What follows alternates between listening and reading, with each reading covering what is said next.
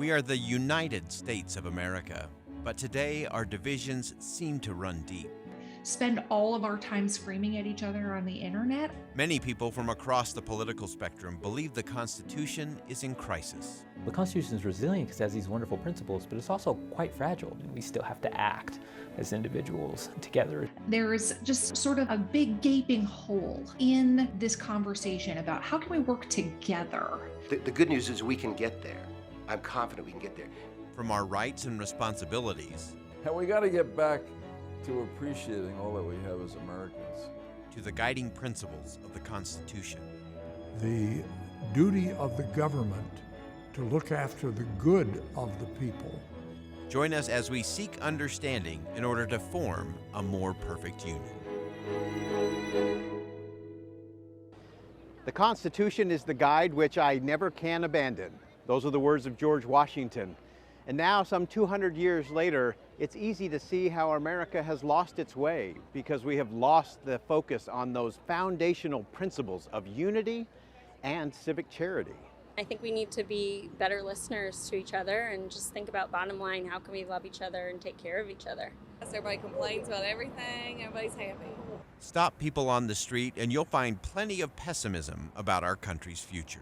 I'm very scared about what's ahead. Politics have taken a turn for the worse. I'm hopeful that history tends to favor progress, but recent history has not been encouraging. We all sense that we are living in a time of great change and turmoil, but Most Americans want very similar things, and they differ on how to get there. if we look to the Constitution for guidance, the first three words provide the best place to start.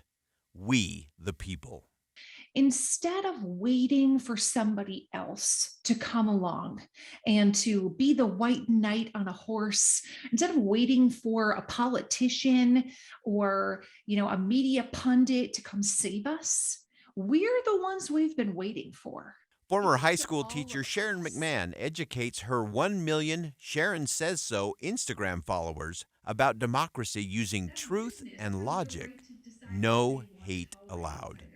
So it starts with truly each one of us in our own homes and the way we speak to our children, the way we frame conversations around the dinner table. That is truly where it begins. And then it ripples outward into our workplaces, into our schools, into our government. But it begins with a decision made by each individual. It does require that we exercise our influence civilly and peacefully. During his April 2021 General Conference talk, President Dallin H. Oaks, first counselor in the first presidency of the Church of Jesus Christ of Latter-day Saints, addressed ways we as individuals can defend the Constitution. On contested issues, we should seek to moderate and unify. If you want to see the way we can best support and defend the Constitution, it was summarized in President Oaks' talk. He said, "We seek to moderate and to unify." That describes what the Constitution requires. Thomas Griffith is a former federal judge on the U.S. Court of Appeals for the D.C. Circuit appointed by George W. Bush. It goes without saying that civility of debate and respect for the differing views of others are sorely lacking from our public life. In March, he introduced Judge Ketanji Brown Jackson to the Senate Judiciary Committee at the start of her historic confirmation hearing. Judge Jackson's life has modeled these qualities. I was flattered. I was honored to do it. I decided to take advantage of that moment and make a criticism of the Senate. There was a time not so long ago when bipartisan support of the president's nomination of a highly qualified jurist was regular order. Antonin Scalia was confirmed by the Senate 98-0. Ruth Bader Ginsburg by a vote of 96-3. It really hurts the image of the court to make these confirmation battles so highly partisan. If we want to learn how to debate civilly and in an elevated way, Griffith says we should look to the justices as examples. They do so with respect, with admiration, with fondness, and with sharp disagreement, right? No, we're not talking about not disagreeing. Griffith points out that the justices have lunch together whenever they have oral arguments. And one of the rules, they cannot talk about business. They talk about grandchildren, they talk about travel, they talk about books. And so what comes out of that sort of interaction is there's a genuine respect and fondness, and I'd even say love for one another. Confidence in our Supreme Court and the entire judiciary branch is critically important to our constitutional republic. This Supreme Court merits our confidence. And when I say this Supreme Court, I'm not talking about just the Roberts Court. I'm talking about, the last 20 or 30 years or so of the court, and even beyond that. If you take the time to just read some of their opinions, and what you'll see is 9 people who are patriots, who love this country, have sworn an oath of allegiance to the Constitution, and they're doing their level best to abide by that oath. Former Senator Joe Lieberman also worries about hyperpartisanship and the extent to which people are not willing to accept Supreme Court decisions. In 2000, the vice presidential candidate waited along with the rest of the world for the Supreme Court to decide Bush versus Gore and his own political fate. Al Gore, late at night, because the decision came down late, decided we have to end it now. It's just totally unfair, but for the good of the country, because we're just weeks away from Inauguration Day, and we can't jeopardize the continuity of the American government. What's the one thing you wish that citizens across the country would think about relating to the Constitution? So I think the most important thing is for people across the country to appreciate how fortunate, really blessed we are to live in a country that's been guided by this document, the American Constitution, that created our government, enshrined our liberties.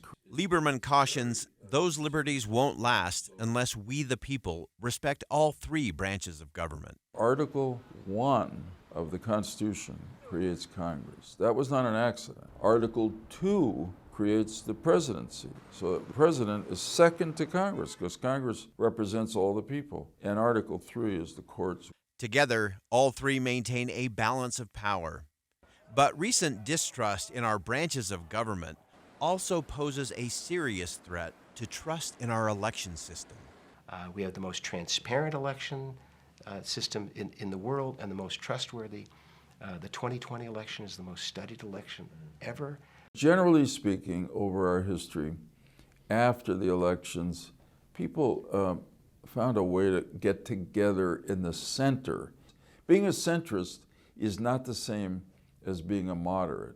You can be a liberal, a conservative, Republican, Democrat, or a moderate, but the key thing is, are you willing to come to the center when you have a disagreement, talk about it with mutual respect, think about compromises in the national interest, and then pass it and get something done for the country. Respect for our institutions and respect for each other are the foundation to forming a more perfect union. What are the rights guaranteed in the First Amendment? Freedom of speech. And that's about it. The First Amendment guarantees the right of speech and also says that Congress shall make no law concerning the free exercise of religion. Very good. What else? Freedom of assembly as well. The First Amendment is widely considered to be the most important part of the Bill of Rights because it protects the fundamental rights of conscience. It's important because it's so central to our concept of what a human being is and humans' relationship to government. That freedom to worship or not worship is something many Americans take for granted.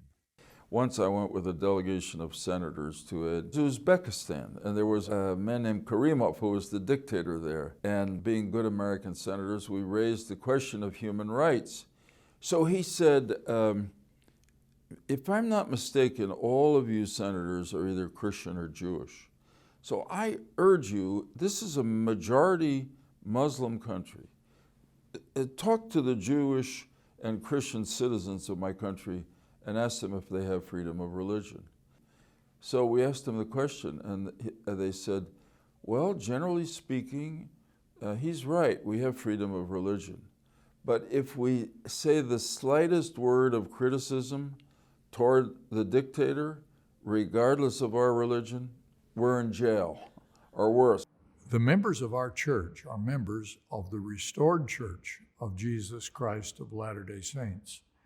And fundamental to that doctrine is the right and the obligation of individuals to choose to do what keeps the commandments of God and what furthers the purpose of the gospel of Jesus Christ as he taught it.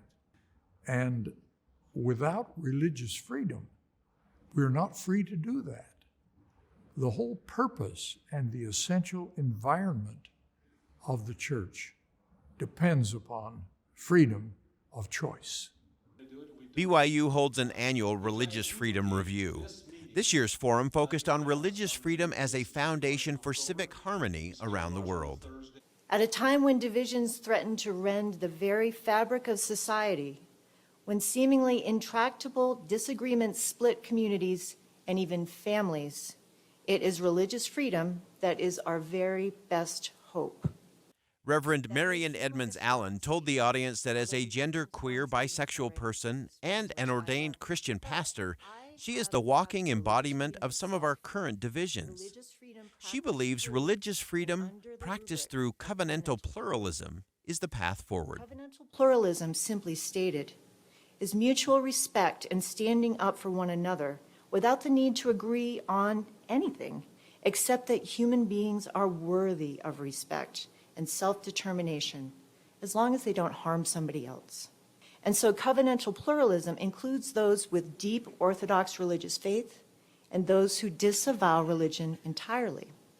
It is, in short, for every human, and it is a way for every human to share their best self with others, to transform and be transformed. Freedom of religion often fills the gap government misses in helping the poor. Religion also provides another way to keep the government in check. Freedom of religion is important for everyone in society, not just believers. Religion serves as a competing source of identity and authority and serves as a check on the state. It allows people to identify with something just, different from the government. And number two, there are tremendous spillover effects. Religious people provide a lot of the social capital that we all rely on, whether we are religious or not. The Bill of Rights guarantees vital protections: freedom of the press, right to bear arms, right to a speedy trial, right to be secure in our homes, to name a few. But these rights are not without limits. We live in a society with other people, and we need to recognize that any right taken to an extreme can actually do some harm. So this is where the real tough work comes, and this is where the tough work of the courts come and legislatures come. President Oaks, who is also a former Utah Supreme Court justice, believes the U.S. Constitution is unique because God revealed that He established it for the rights and protection of everyone. President Oaks also believes the Constitution contains at least 5 divinely inspired principles. The first is the principle that government gets its power from the people. The duty of the government to look after the good of the people and to refrain from doing things that are simply in the selfish interest of those who are able to govern at a given time. The other principles President Oaks believes are inspired include division of delegated power between the nation and its states, also known as federalism. The separation of powers between the executive, legislative, and judicial branches of government. The Bill of Rights. And finally, we are to be governed by law and not by individuals. And our loyalty is to the Constitution and its principles and processes, not to any office holder. In this way, all persons are to be equal before the law. Loyalty to the Constitution depends on understanding. When we come back, a closer look at civics education and why the lack of it may be contributing to the divisiveness in this country.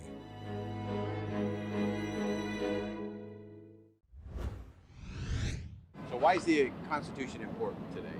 I don't know what a constitution is. You don't know what a constitution is because it doesn't have like our laws. Civic knowledge is alarmingly low across the country. When citizens don't understand the institutions of government, like the Supreme Court, Congress, or the executive branch, it's easy to lose trust in government, lose trust in our communities, and lose trust in each other. Now, what's the Establishment Clause? Aaron Whitehead teaches his students at Olympus High School about the Bill of Rights. They can say, oh, I have my freedom of speech, I have my freedom of religion. Most Americans can rattle off all their rights. But most Americans cannot tell you what their responsibilities are. In Utah, adults earn a D on basic civics knowledge, according to a study from Utah Valley University. 37% of Utahns knew that freedom of religion was in the First Amendment, compared with 56% of the national average. A second survey looked at how Utah's K-12 educators teach civics. We discovered that teachers are committed. They are definitely committed to teaching civics. But they lack resources. Social studies has become a little bit of the ugly stepchild. A heated political climate is also having a negative impact on teachers. How do I not get in trouble with my community when I'm just trying to teach civics?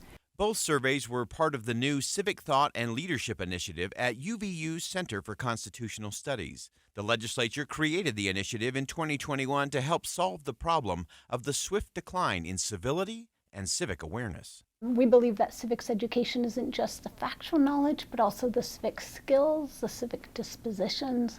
We're trying to promote civics education here in Utah. Early initiative efforts with K-12 civics teachers are already producing positive results. We're putting on professional development for the teachers. So far, nearly 200 civics educators have attended. Combined, they have a reach of 20,000 students in one semester. The goal is to expand those efforts to reach the general public. I think what will really save us is when we, the people, understand the basic principles and ideas that animate our constitutional system, that we take the time to listen carefully and think about what's going on in politics rather than just focusing on the headlines, and that we actually participate meaningfully in civic life. To be an active part of your community, to be an active citizen, to be an advocate for something, that's outstanding. Here in Washington, D.C., a group of bipartisan senators has reintroduced a bill that would enhance and improve civic and history education for our students. 9 states only require 1 year of civics education. 10 states have no requirement at all. In Utah, students must pass a civics test to receive a high school diploma. Dr. Martin Luther King Jr. said that out of the mountain of despair, a stone of hope. The Founding Fathers recognized the flaws that brought about the great compromise of the Constitution, and yet they believed that the Constitution contained the principles that would be the stepping stones out of despair and towards the hope of freedom and equality for all. Some anti-slavery leaders believed the Constitution to be an evil document. Yet abolitionist Frederick Douglass believed that the Constitution was a glorious liberty document. When Douglass first escaped from slavery, he had a rather bleak view of the Constitution. Bradley Robero is an associate professor of law at BYU and has studied Douglass extensively for his PhD at the University of Notre Dame. In Douglass's mind, the founding principles were truly to secure justice and liberty for all. Douglass likened slavery in the Constitution to a scaffolding of a building. The scaffolding was always meant to come down. And so in Douglass's mind, what's enslaved is the 4th of July is all about pointing out the hypocrisy of succeeding generations, their failure to properly take up the mantle of what was left behind in order to secure a more perfect union. So how do we, as the succeeding generations, take up that mantle to secure a more perfect union? Douglass believes strongly that we all need to vote, engage in civil society, and seek to understand our neighbor. The Constitution doesn't necessarily force or make good citizens, but it provides the way in which citizens can better themselves, as well as their communities and ultimately their country. So we need more honest transparency from our institutions. And we need the same thing between us as citizens. and being willing to have the humility as leaders and as citizens, the humility to say, I've thought about that a second time, and I think I might have been wrong, or I can really see where you're coming from. The famous moment outside the Constitutional Convention was over when Franklin came out and the lady in the crowd shouted, Dr. Franklin, what do we have, a republic or a monarchy?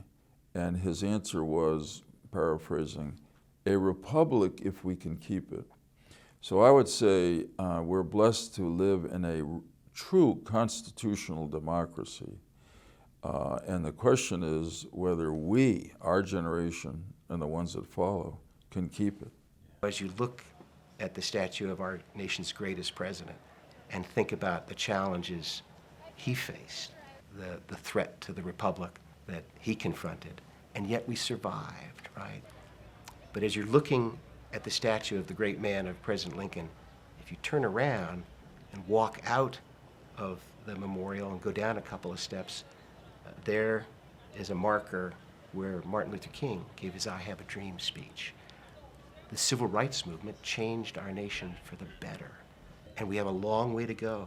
So it's that, to borrow some imagery from Dr. King, there's the trajectory, it's a long trajectory, but it bends towards justice. The inspired design of the Constitution allows it to meet the changing needs of an ever-advancing world. As Abraham Lincoln said, government of the people, by the people, for the people, shall not perish from the earth. But in order for that to happen, we the people must act to defend and live up to the principles of the Constitution, with malice towards none and charity for all.